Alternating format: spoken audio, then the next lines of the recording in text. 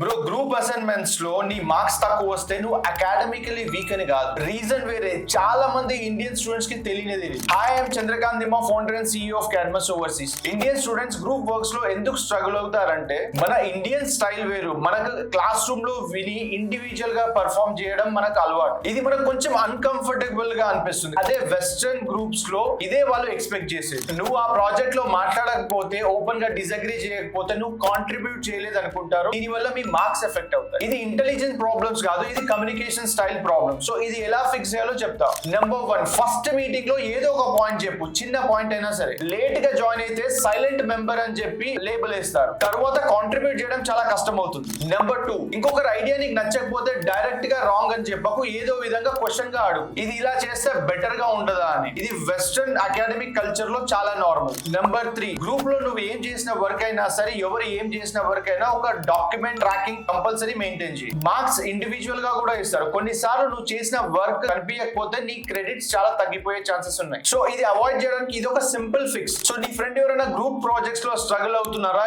ఈ వీడియో వాళ్ళకి తప్పకుండా షేర్ చేయి. సో ఇలాంటి అబ్రాడ్ కంటెంట్ కోసం మా పేజ్ ని ఫాలో అవ్వండి.